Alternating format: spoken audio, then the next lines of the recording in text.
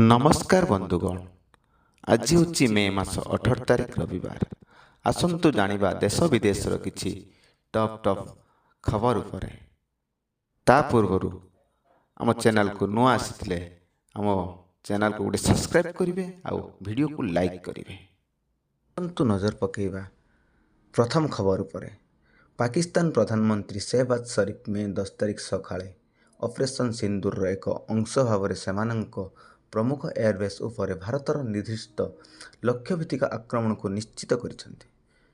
शुक्रवार आयोजित एक समारोह को संबोधित करी शरीफ कहिसेंति जे भारतीय ऑपरेशन आरंभ होबार किछि समय पर सेना मुख्य जनरल आसिम मुनीर को राति 2:30 उठाई आक्रमण विषय अवगत करथिले। परवर्ती खबर। राज्य विधानसभा गृहीत बिल उपरे निष्पत्ति नेबा लागि राज्यपाल और राष्ट्रपति देशर सर्वोच्च अदालत समय सीमा धार्य करिपारिबे कि नाही से नहीं धारा 143(1) अनुजाई सुप्रीमकोर्ट को परामर्श लोड़िचंती राष्ट्रपति द्रौपदी मुर्मू। एप्रिल 8 तारिख रे सुप्रीमकोर्ट को एक ऐतिहासिक राय पर कहिथिले जे राज्यपाल राष्ट्रपति को पठाइथिबा बिल गुडी को 3 मास मध्यरे समाधान करने पड़िबो। परवर्ती खबर। दिल्ली रे आम आदमी पार्टी को शक्त झटका दे 13 जन काउंसिलर आज दलरू इस्तीफा देइछंती।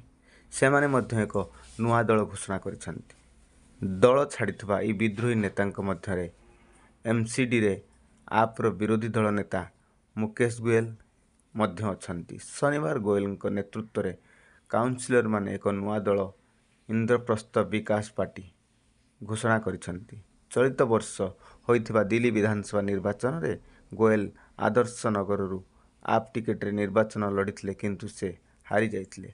शेष रे पौर निर्वाचन पूर्वरु एही नेता माने कांग्रेस छाड़ी आप रे जोग देइथिले।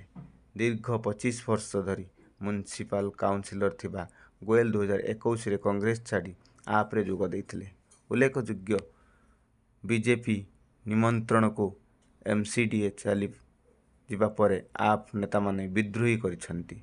विधानसभा निर्वाचन परे आप रे बळी विद्रोह दल सुप्रीम को चिंता बढ़ाई देइछि। परवर्ती खबर। जनाशुना यूट्यूबर ज्योति मल्होत्रा पाकिस्तान पई गुइंदागिरी करिथिबा अभियोग रे गिरफ होइछंती। ज्योति यूट्यूब एवं इंस्टाग्राम रे विपुल लोकप्रियता हासिल करिछंती एवं चलित वर्ष आरंभ से विभिन्न देश राष्ट्र को गस्त करिबा फोटो वीडियो शेयर करिछंती। पाकिस्तान गुइंदा संस्था आईआईएसआई एवं पाकिस्तानी एजेंट माननकु देशर संवेदनशील सूचना प्रदान करिथिबा अभियोग रे हरियाणा ज्योति एवं अन्य 6 जन गिरफ होइछंती। ज्योतिंक यूट्यूब चैनल ना हेउची ट्रैवल विथ जो एवं तांकर 3,77,000 अनुगामी मध्य अछंती। परवर्ती खबर। पाकिस्तान को पाने देवा पर एबे बांग्लादेश उपरे नजर पकाइছে भारत। पाकिस्तान सह घनिष्ठता बढ़ाई भारत विरुद्ध रे विषोद्गार करि जाइथिला बांग्लादेश शासन को कब्जा करिथिबा यूनुस गोष्ठी। एपरि भारतर चिकेन नेन को कब्जा करिबाकू एवं भारतर उत्तर पूर्व अंचल राज्य मानकू अलगा करिबाकू धमक देउथिला बांग्लादेश। एबे भारत सरकार एवं बांग्लादेशर अर्थनीति उपरे माड़ करिछंती। बांग्लादेशरू रेडियम पोशाक प्रतिक्रियाकृत खाद्य एवं अन्यान्य सामग्री आमदानी उपरे बंद कटकणा लागू करिछि भारत वाणिज्य मंत्रालय वैदेशिक वाणिज्य महानिर्देशालय। ए संपर्क एक विज्ञप्ति जारी करिछंती। आपण जानि दउछि जे डीजीपी एठी हेउछंती भारतर वैदेशिक वाणिज्य नीति प्रस्तुत एवं कार्यकारी करिबा पई दायी सरकारी संस्था। तेबे एही कटकणा भारत देई भूटान और नेपाल जाउथबा सामग्री पर लागू हेबो नाही। एक चांचल्यकर तथ्यरू जनापछि जे अमेरिका राष्ट्रपति डोनाल्ड ट्रंप को प्रशासन लैब रे युद्धग्रस्त गाजा स्ट्रिप रो प्राय 10 लाख पैलेस्टाइन नागरिकों को स्थायी भाव में बसति स्थापन करने एक गुप्त योजना प्रस्तुत करथिले। गाजारे चलिथिबा संघर्ष साधारण नागरिकों सुरक्षा एवं आंचलिक स्थिरता को ଧ୍ୟାନରେ ରଖି ଏହି ଯୋଜନା ପ୍ରସ୍ତୁତ କରାଯାଇଥିବା ଜଣାପଡ଼ିଛି। ଏହି ପ୍ରସ୍ତାବ ପ୍ରକାଶ ପାଇବା ପରେ ରାଜନୀତି ଏବଂ ଆନ୍ତର୍ଜାତିକ ସ୍ତରରେ ସ୍ଥିତି ସରଗରମ ହୋଇଉଠିଛି। ସାଆନ୍ତେ ଆସିବେ ବୋଲି 18 ଚକ ନିର୍ମାଣ ଶେଷ। ରଥ ନିର୍ମାଣ 17ତମ ଦିନ ସୁଦ୍ଧା ମୋଟ 18ଟି ଚକ ନିର୍ମାଣ ଶେଷ ହୋଇଛି। ଗତକାଲି ସୁଦ୍ଧା 16ଟି ନିର୍ମାଣ ସମ୍ପନ୍ନ ହୋଇଥିଲା। ଏଥିସହିତ 3 ରଥର 11ଟି ଲେଖାଏଁ ଶାଲଗୁଜ, 24ଟି ତୀଖଗୁଜ ଓ 9ଟି ଲେଖାଏଁ 27ଟି ଜଳଯନ୍ତ୍ର, 32ଟି କୁଡୁକା, 12ଟି ଉରା ଏବଂ 4ଟି ଲେଖାଏଁ ପ୍ରଥମ ଭୂଇଁଖମ୍ବ ନିର୍ମାଣ ଶେଷ ହୋଇଛି। ପରବର୍ତ୍ତୀ ଖବର। ମୁହଁ ଖୋଲିଲେ ଆତ୍ମହତ୍ୟା ଉଦ୍ୟମ କରିଥିବା ନର୍ସ। ଏଡିଏସ୍ ଓ ଦୁଷ୍କର୍ମ କରୁଥିଲେ। 2 ନର୍ସ ନିର୍ଯାତନା ଦେଉଥିଲେ। ଭଦ୍ରକ ରେଳ ଷ୍ଟେସନ ନିକଟରେ ଟ୍ରେନ୍ ଆଗକୁ ଡେଇଁ ଶୁକ୍ରବାର ଆତ୍ମହତ୍ୟା ଉଦ୍ୟମ କରିଥିବା ଭଦ୍ରକ ଜିଲ୍ଲା ମୁଖ୍ୟ ଚିକିତ୍ସାଳୟର କାର୍ଯ୍ୟରତ ନର୍ସ ଆଜି ହିଁ ମୁହଁ ଖୋଲିଛନ୍ତି। ଏଡିଏସ୍ଓ ତାଙ୍କୁ ଦୁଷ୍କର୍ମ କରୁଥିଲେ ଏବଂ 2 ଜଣ ନର୍ସ ନିର୍ଯାତନା ଦେଉଥିଲେ ବୋଲି ସେ ଗଣମାଧ୍ୟମ ଆଗରେ ପ୍ରକାଶ କରିଛନ୍ତି, ଯାହାକୁ ନେଇ ଜିଲ୍ଲାରେ ଅଲାଡ଼ନ ସୃଷ୍ଟି ହୋଇଛି। ଭଦ୍ରକ ଜିଲ୍ଲାପାଳ ଘଟଣାର ତଦନ୍ତ ପାଇଁ ଏସ୍ଡିଏମ୍ଓଙ୍କୁ ନିର୍ଦ୍ଦେଶ ଦେଇଛନ୍ତି। ପୀଡ଼ିତା ନର୍ସଙ୍କ କହିବା ଅନୁସାରେ ଏସ୍ଡିଏମ୍ଓ ଡାକ୍ତର ଅମୂଲ୍ୟ ଦାସ ବିଭିନ୍ନ ସମୟରେ ଧମକ ଚମକ ଦେବା ସହ ଦୁଷ୍କର୍ମ କରୁଥିଲେ। ପ୍ରତିବାଦ କଲେ ବି ଶୁଣୁନଥିଲେ। ସେହିପରି ଚିକିତ୍ସାଳୟରେ ଜଣେ ନର୍ସ ତାଙ୍କୁ ହ୍ୱାଟ୍ସଆପ୍ରେ ଆପତ୍ତିଜନକ ଫଟୋ ଓ ମନ୍ତବ୍ୟ ପଠାଇ ମାନସିକ ନିର୍ଯାତନା ଦେଉଥିବା ବେଳେ ଅନ୍ୟ ଜଣେ ନର୍ସ ଡ୍ୟୁଟିରେ ବାଧା ଉପୁଜାଉଥିଲେ। ଏହା ଅସହ୍ୟ ହେବାରୁ ମାନସିକ ଭାରସାମ୍ୟ ହରାଇ ଆତ୍ମହତ୍ୟା ପାଇଁ ନିଷ୍ପତ୍ତି ନେଇଥିଲେ ବୋଲି ପୀଡ଼ିତା କହିଛନ୍ତି। ପରବର୍ତ୍ତୀ ଖବର। କନେଷ୍ଟବଳଙ୍କୁ ରାସ୍ତାରେ ଗୁଡ଼େଇ ଗୁଡ଼େଇ ପିଟିଲେ। ପୋଲିସ ପୋଷାକ ଚିରିଦେଲେ ଓ 2 ଗିରଫ, 3 ଫେରାର। ବ୍ୟାସନଗର ଚୋରଦା ବାଇପାସ୍ ଛକ ନିକଟରେ କାର୍ଯ୍ୟରତ ଥିବା ଜଣେ ପୁଲିସ କନେଷ୍ଟବଳଙ୍କୁ ଆଜି 5 ଜଣ ଯୁବକ ଗୁଡ଼ାଇ ଗୁଡ଼ାଇ ପିଟିଛନ୍ତି। ତାଙ୍କ ପୁଲିସ ପୋଷାକ ଚିରିଦେବା ସହ ରାସ୍ତାରେ ଗଡ଼ାଇ ମାଡ଼ ମାରିଛନ୍ତି। ଆକ୍ରମଣରେ ଯାଜପୁର ରୋଡ୍ର ଆଦର୍ଶ ଥାନାର କନେଷ୍ଟବଳ ସୁଭାଷ ଚନ୍ଦ୍ର ବେହେରା ଗୁରୁତର ହୋଇଛନ୍ତି। ତାଙ୍କ ଛାତି ଓ ବାମ ହାତରେ ଶକ୍ତ ଆଘାତ ଲାଗିଛି। ଯାଜପୁର ରୋଡ୍ ଡାକ୍ତରଖାନାରେ ତାଙ୍କର ଚିକିତ୍ସା କରାଯାଇଅଛି।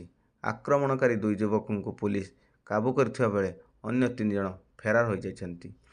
ଗିରଫ ଯୁବକ ଦ୍ୱୟ ହେଲେ ପାଣିକୋଇଲି ଥାନା ଜହ୍ନା ଗ୍ରାମର ବିକ୍ରମଣ ବିଶ୍ୱାଳ ଓ ଯାଜପୁର ରୋଡ୍ ଥାନା ଲକ୍ଷ୍ମୀନଗର ଗ୍ରାମର ପ୍ରଦୀପ୍ତ ବିଶ୍ୱାଳ। ଆଜି ଅପରାହ୍ନରେ ଚୋରଦା ବାଇପାସ୍ ଛକଠାରେ କନେଷ୍ଟବଳ ସୁଭାଷ ଚନ୍ଦ୍ର ବେହେରା ଡ୍ୟୁଟି ଥିବା ଛକରେ ବ୍ୟାଗ ଦୋକାନ କରିଥିବା ବିକ୍ରଣ ଓ ତାଙ୍କ 4 ଜଣ ସାଙ୍ଗଙ୍କ ସହିତ କୌଣସି କାରଣରୁ ସୁଭାଷଙ୍କର ଯୁକ୍ତିତର୍କ ହୋଇଥିଲା। ଏଥିରେ 5 ଜଣ ଯୁବକ ଉତ୍ତ୍ୟକ୍ତ ହୋଇ ଖରାପ ଭାଷାରେ ଗାଳିଗୁଲଜ କରିବା ସହ ସୁଭାଷଙ୍କୁ ଆକ୍ରମଣ କରିଥିଲେ। ପରବର୍ତ୍ତୀ ଖବର। କନ୍ଧମାଳ ପୁଲିସକୁ ମାଓ ଦମନ ଅଭିଯାନରେ ବଡ଼ ସଫଳତା ମିଳିଛି। ଗୁଇନ୍ଦା ସୂଚନା ଆଧାରରେ କନ୍ଧମାଳ ରାୟଗଡ଼ା ଜିଲ୍ଲା ସୀମାନ୍ତ କୁଟାଗଡ଼ ଥାନା ଦୁର୍ଗାପାଙ୍ଗା ପଞ୍ଚାୟତରେ ଡିମିଲିରୁ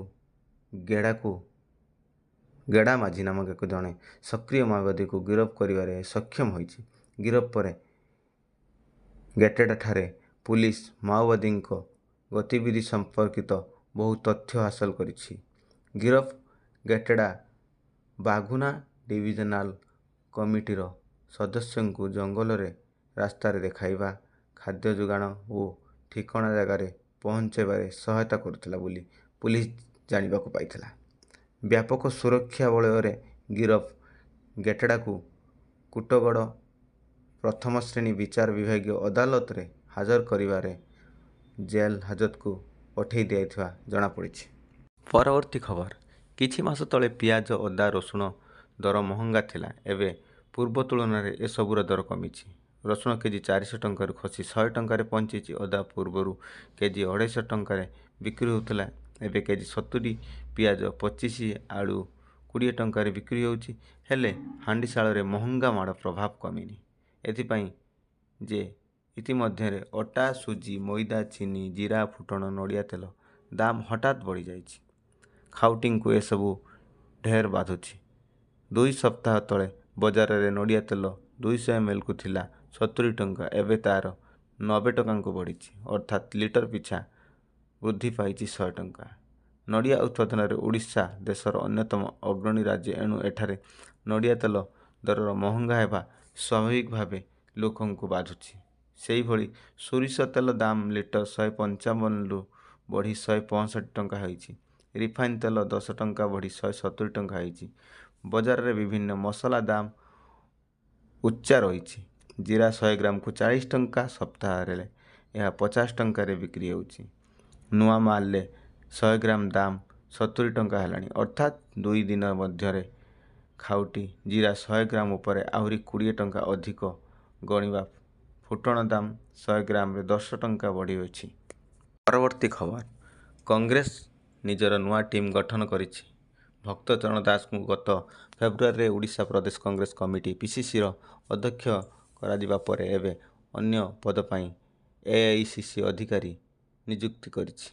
ଏଥିରେ କୋଷାଧ୍ୟକ୍ଷ, ସମ୍ପାଦକ ଓ ସାଧାରଣ ସମ୍ପାଦକ ଏବଂ ଉପସଭାପତି ଯୋଡ଼ି ହୋଇଛନ୍ତି।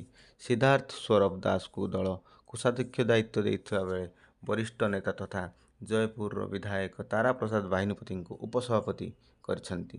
ସେହିପରି ପୂର୍ବତନ ବିଧାୟକ ସନ୍ତୋଷ ସିଂ ସାଲୁଜା, ସାନଖେମୁଣ୍ଡି ବିଧାୟକ ରମେଶ ଜେନା, ଦେବାଶିଷ ପଟ୍ଟନାୟକ, ସିଏସ୍ ରାଜେନ ଏକ୍କା, ଲଲାଟେନ୍ଦୁ ମହାପାତ୍ର ଏବଂ ସସ୍ମିତା ବେହେରାଙ୍କୁ ମଧ୍ୟ ଦଳ ଉପସଭାପତି ପଦ ପ୍ରଦାନ କରିଛି।